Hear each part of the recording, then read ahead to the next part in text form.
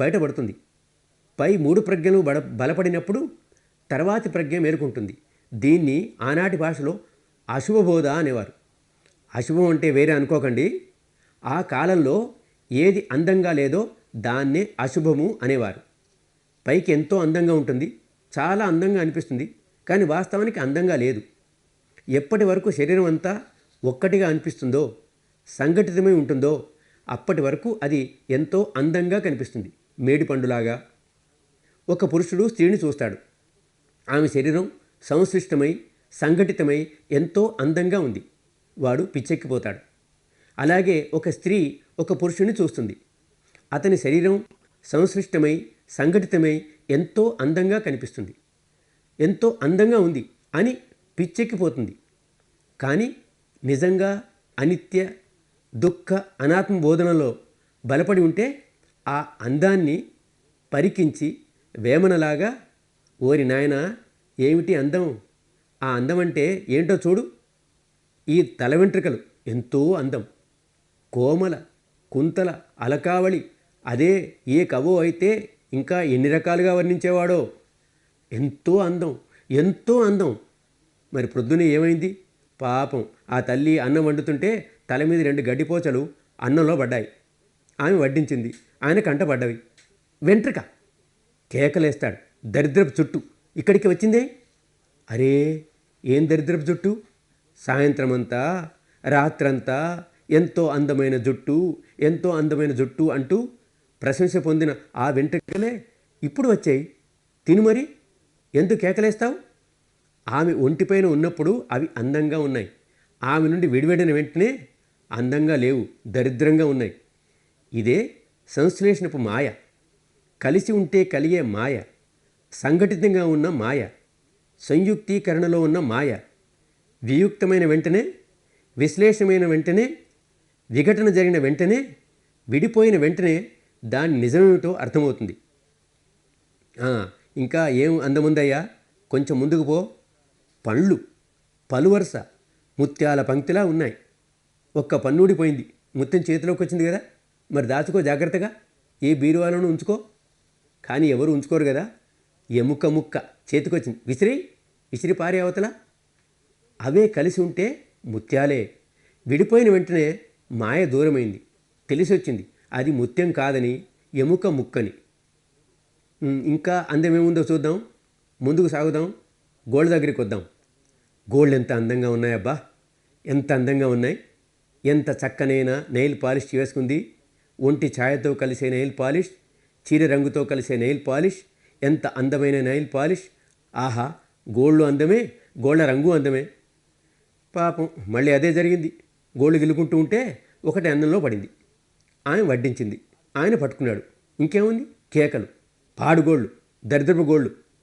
కేకలు ఎందుకయ్యా, ఎక్కడి దరిద్రం గోళ్ళు బాబు, అవే అందమైన గోళ్ళు, ఆ నెయిల్ పాలిష్ గోళ్ళు. అదే అందమైన భోజనం, అందమైన గోళ్ళు డబుల్ అందమైనవయ్యాయి కదా. తినుమరి. ఎక్కడ తింటాడు? అరే ఎంతసేపు ఆ గోళ్ళు ఒంటి మీద ఉన్నాయో అంతవరకు అవి అందంగా ఉండినాయి. వేరైన వెంటనే తెలిసి వస్తుంది ఎక్కడుందో ఆ అందం. అదృష్టవశాత్తు ప్రకృతి మనపై దయతలిచింది. పోనీ లేకపోతే పరమాత్మేనండి చాలా దయ చూపాడు మన మీద. లేకపోతే మన లోపల ఉన్న రక్తమాంసాలు బయట ఉన్న చర్మం లోపల పెట్టి ఉంటే మన అవస్థ చెప్పనక్కర్లేదు. దుడ్డుకర్ర పట్టుకొని మన వెంటబడే కుక్కల నుండి, పిల్లుల నుండి, కాకుల నుండి, గద్దల నుండి ప్రాణాన్ని రక్షించుకోవడమే కష్టంగా ఉండేది. మన లోపల ఏ అందం ఉంది? లోపల ఏ అందమైనా ఉంటే అది ఏదో ఒక వాకిలి గుండా బయటపడేదే కదా. ఎక్కడి నుండి బయటపడింది ఈ అందం? విషయం అర్థమవుతుంది కొంతవరకు.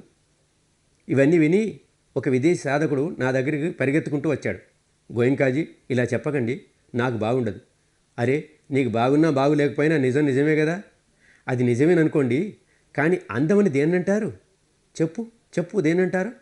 మా వైపైతే అందమంతా చర్మంపై నుండి అంగుళంలో 16 వంతు లోతు వరకే. Beauty is 1/16 of an inch deep అంటారు. ఈ చర్మం చూడండి ఎంత అందంగా ఉందో, ఎంత నిగనిగలాడుతోందో, ఎంత బాగుందో. ఓహో అలాగా, సరే అంత అందంగా ఉంది కదా, ఒక బ్లేడ్ తెచ్చి చర్మం కోసి చూడు ఎంత అందంగా ఉందో. 2 నిమిషాలు కూడా చూడడానికి ఇష్టపడడు. ఏమందం ఉంది? విషయం అప్పుడే అర్థమవుతుంది. అంటే దీని అర్థం మనం ఎవరిని కలిసినా అరే బుడగలమయమా, ఓ మురికి కూపమా అని అసహించుకోమని కాదు. మనం కూడా అలాంటి వారమే కదా.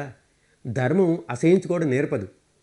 ప్రజ్ఞ జాగృతమవుతున్న కొద్దీ చిత్తం నిర్మలమవుతూ పోతుంది.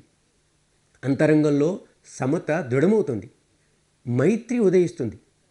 కరుణ ఉదయిస్తుంది. నిర్మల చిత్తానికి తనదైన స్వభావం ఉంటుంది. అది అనంత మైత్రితో, అనంత కరుణతో, అనంత ముదితతో, అనంత సమతతో నిండి ఉంటుంది. ఇక ఎలా అసహించుకుంటుంది? ఎలా ద్వేషిస్తుంది? ప్రేమ మేల్కొంటుంది. అర్థం చేసుకుంటాడు. ఇవన్నీ ప్రకటిత సత్యాలే, కేవలం అలా అనిపిస్తాయి.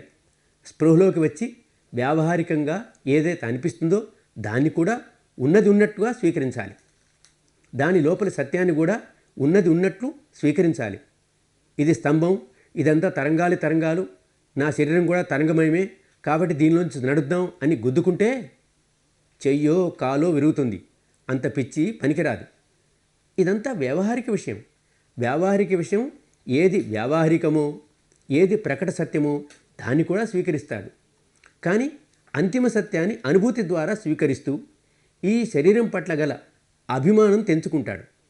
రాగం సడలింది, ద్వేషం విడిపోయింది, చిత్తం సమతలో స్థాపితమైంది. ఇంకేముంది? ఎలా జీవించాలో వచ్చేసింది. సుఖశాంతులతో జీవించడం వచ్చేసింది. కాబట్టి జీవితాన్ని ఆనందంగా గడపటానికి తోడ్పడే కళే ధర్మం. ఈ కళ కేవలం ఉపదేశాలతో రాదు. ఉపదేశాల ప్రభావం బుద్ధిపై పైన మాత్రమే ఉండిపోతుంది. మనసులోని అంతరాళలోనికి చొచ్చుకొని పోలేదు. కాబట్టి మీ మనసు లోతుల్లో ప్రజ్ఞను మేలుకొల్పటం కోసం ఈ విద్య నేర్చుకోవడానికి మీరు వచ్చారు. ఇతరుల ప్రజ్ఞ మనకు ముక్తినివ్వదు. ప్రతి ఒక్కరూ తమ తమ ప్రజ్ఞ మేలుకొల్పాల్సి వస్తుంది. దీనికోసమే రేపు విపස්සన మొదలు పెడతాం. అలాగని ఊరికే అనుకోకండి. రేపు కళ్ళు మూసుకొని విపස්සన కూర్చున్న వెంటనే లక్షలు కోట్ల పరమాణువులు కనిపిస్తాయి, అవి పుడుతున్నాయి గిడుతున్నాయి. అరే కాదు తమ్ముడు, కాదు, అలా ఏమి కాదు. దానికంతా చాలా టైం పడుతుంది. కానీ ఇప్పుడు మొదలవుతుందంతే. మీలోని సత్యాన్ని దర్శించడం మొదలవుతుంది. అనుభూతి స్థాయిలో చాలా స్థూలమైన సత్యాలు ముందుకు వస్తాయి. చక్కగా పనిచేస్తే ఈ 10 రోజుల్లోనే ఎంతో లోతులో వెళ్ళగలుగుతారు. సుదూరమైన దారి. ముక్తి అవస్థ చేరడానికి చాలా దూరం వెళ్ళాలి. బహుదూరపు బాట కదా. కానీ మొదలుపెట్టాం కదా, చాలా మంచి ప్రారంభం అవుతుంది. కాబట్టి దానికోసం అందరూ గట్టి ప్రయత్నం చేయాలి. ప్రతి సాధకుడు, ప్రతి సాధకురాలు స్వయంగా కృషి చేయాలి. ఎవరి అండదండలతోటే జరిగే పని కాదు. ఎవరి కృపతోనో జరిగేది కాదు. ఎవరో జాలి చూపితే అయ్యే పని కాదు. నీపై నువ్వే కృప చూపుకో. నీపై నువ్వే జాలి చూపుకో. ఎలా తయారయ్యామో చూడు. ఎలా బయటపడతాం దీంట్లోంచి. ఎంతో అదృష్టం కొద్దీ మనకు ఈ దారి దొరికింది. ఈ దారిపై నడుస్తూ నడుస్తూ మన దుఃఖాలన్నిటి నుండి బయటపడదాం.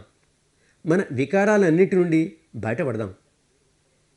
ఇవాళ రాత్రి, రేపు మధ్యాహ్నం 3 గంటల వరకు ఎంత సమయం ఉందో ఆ సమయమంతా బాగా నిద్రలోనున్న సమయంలో తప్ప మిగతా సమయాన్నంతా ఈ చిన్న ప్రదేశంపై ఎంతో మెలకువతో ముక్కు క్రింది ఈ చిన్న ప్రదేశంపైనే మనసు ఉంచండి. ఇంకా సూక్ష్మం చేయాలి, ఇంకా తీక్షణంగా చేయాలి. కాబట్టి ఈ త్రికోణ భాగాన్ని ఇంకొంచెం చిన్నది చేయండి. ఇక ఈ రాత్రికి రేపు రోజంతా కూడా ఈ త్రికోణ ప్రదేశంలో పై పెదవి నుండి ముక్కు రంధ్రాల వరకు ఉండే ఈ భాగంపై ఎంతో శ్రద్ధ వహించండి. అంతే. ఇంత భాగంలోనే మనసు నిలపాలి. కాబట్టి ముక్కు పుటాలపైన, ముక్కు కింద, పై పెదవి భాగంలో మీసాలుండే చోట ఏ సంవేదన కలుగుతుంటాయో వాటికే ప్రాధాన్యతనిద్దాం. ఇప్పుడు ముక్కు లోపల ఏ సంవేదనలున్నా, ముక్కు పైన ఏ సంవేదనలున్నా వాటిని పట్టించుకోకండి. ఈ ప్రదేశాన్ని ఎంత చిన్నది చేస్తుంటే మనసు అంత తీక్షణమవుతుంది, అంత అధిక సంవేదనశాలి అవుతుంది. అప్పుడు రేపు చేయబోయే పని చాలా సులభం అవుతుంది. మనసును లగ్నం చేసి పనిచేయండి. ఎంతో పట్టుదలతో పనిచేయండి. ఈ స్థానంపైనే మనసు నిలపండి. ఎంతో తీక్షణం చేయండి. మనసును ఎంతో తీక్షణం చేయండి. రేపు వివసన మొదలెట్టి ప్రజ్ఞాక్షేత్రం ప్రవేశించినప్పుడు ఎంతో లోతుగా మనసు యొక్క ఆపరేషన్ జరుగుతుంది. అంతర్మనసు లోతుల్లో ఎన్నెన్ని వికారాలు ఎన్ని జన్మల నుండి కూడబెట్టుకుంటున్నామో తెలీదు. ఎన్నో చిక్కుముడులు వేసుకొని ఉన్నాం. ఇవన్నీ విచ్చుకొని బయటకు వస్తాయి. వాటి నుండి విడిపడతాం. ఎంతో మంచి జరుగుతుంది. ఎవరు ఈ శుద్ధ మార్గంలో నడుస్తారో, శీల సమాధి ప్రజ్ఞలను పెంపొందించుకుంటారో వారంతా తమ మేలు సాధిస్తారు. స్వస్తి ముక్తులను సాధిస్తారు. తమ మంచిని సాధిస్తారు.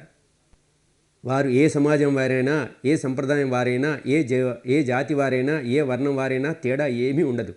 ధర్మక్షేత్రంలో భేదభావాలు ఏమీ లేవు. ప్రతి వ్యక్తి కృషి చేయాలి, బాగా శ్రమించాలి, బాగా కష్టపడాలి. చక్కగా పనిచేస్తూ మీ దుఃఖాలన్నింటి నుండి బయటపడండి. మీ వికారాలన్నింటి నుండి బయటపడండి. మీ శుభం సాధించండి. మంచిని సాధించండి. స్వస్తి ముక్తి సాధించండి. స్వస్తి ముక్తి సాధించండి. భవతు సర్వమంగళం.